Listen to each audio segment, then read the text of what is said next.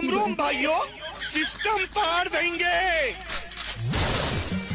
System पार देंगे। देश में लोग रोज की दाल चाल का हिसाब लगाते लगाते टूट रहे हैं और इधर नींबू किड्स दिखा रहा है यूरोप की ट्रिप, मालदीव की छुट्टियां, हाथ में गुच्ची का बैग और नीचे रेंज रोवर कार।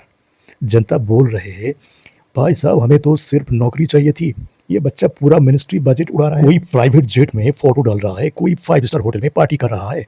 अब सोचो, आम नेपाली जवान विदेश जा रहा है मजदूर करने, टाका पैसा घर में भेजने के लिए, और इधर नेताओं के बच्चे उन्हीं पैसा से पेरिस में शॉपिंग कर रहे हैं। जनता बोली, भाई ये है असली नेपोटिज्म।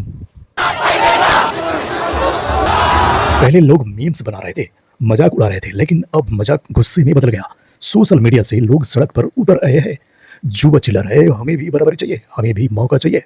कोई लोग कह रहे हैं आज का नेपाल दो हिस्सा में बट गया है, एक तरफ नेपो किड्स का स्वर्ग, दूसरी तरफ आम जनता की नरक। सरकार ने घबरा कर सोशल मीडिया ब्लॉक करने की कोशिश भी की। आज से फेसबुक, इंस्टाग्राम और यूट्यूब जैसे प्लेटफॉर्म्स नेपाल में बैन रहेंगे। सब कंपनीज को रजिस्ट्रेशन करना जरूरी है। हमारी आवाज। मीम बनाने वाले को धमकाया भी गया, लेकिन भाई जितना दबाओगे उतना ही चिल्लाए रहे।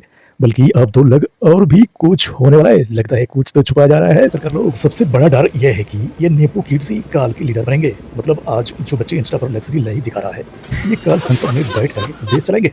और जनता बोलेगी, भाई अगर बचपन में इतना ऐस है तो सत्ता में आने के बाद क्या होगा इसका। हो सकता है कुछ फोटो पुराने हो, ये एडिटेड हो, लेकिन सच यह है कि नेपो किड्स अब सिर्फ मीम नहीं, बर्फ और असमर्थ का सिंबल बन गया है।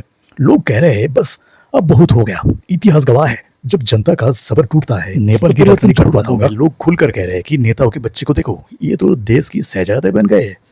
रिपोर्ट्स के हिसाब से सिर्फ पिछले 5 सालों में नेताओं की परिवारों की संपत्ति का एक गुना बढ़ा गया है। लेकिन हैरानी की बात यही है कि उसी दौरान देश की जीडीपी और रोजगार के मौके उतने तेजी से नहीं बढ़े।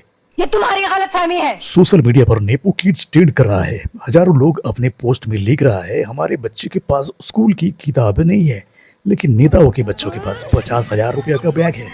भाई ये कंट्रास्ट ही गुस्से की असली राज है। नेपाल की युवाओं का कहना है कि अब चुप रहने का वक्त खत्म हो चुका है। यूनिवर्सिटी कैंपस में कई जगहों मीम वॉल्स बन रही है, जहां नेपो किड्स की फोटो चिपका कर लग बैंक कर रहे हैं कोई। मतलब अब ये सिर्फ मजाक नहीं, धीरे धीरे ये मूवमेंट बन जा रहा है। किसी ने कमेंट किया, अगर यही ही लोकतंत्र है तो फिर आम जनता का क्या मिला। भाई जनता अब साफ कह रही है, हमें बुनियादी हक चाहिए, न कि नेताओं के बच्चे के इंस्टा रील्स।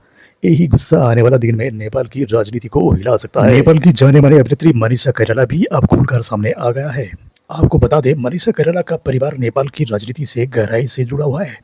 उनके दादा बीपी कोइराला नेपाल के पहले प्रधानमंत्री रहे हैं। आज जब नेपाल में जेनजी क्रांति उग्र रूप ले चुकी है, काठमांडू और अन्य इलाका में अगजनी तोड़फोड़ और पकड़ाव जैसी घटना हो रही है, तब मनीषा कोइराला ने एक पोस्ट के जरिए इस हिंसा पर दुख जताया है। बात तो सही है। उन्होंने साफ कहा है कि देश में शांति बनी रहनी चाहिए, लेकिन युवाओं की मांग को भी गंभीरता से सुना जाना चाहिए। यानी मनीषा ने न सिर्फ हिंसा पर अफसोस जताया है, बल्कि जेएनजी मूवमेंट को भी समर्थन कर दिया है। तो भाई आप क्या सोचता है, क्या नेताओं के बच्चे के ये लग्जरी लाइफ सही है? ये है सीधा सीधा जनता के साथ धोखा, है ना? कमेंट में लिखो। वीडियो अच्छे लगे तो लाइक शेयर करो और चैनल को सब्सक्राइब करना मत भूलो।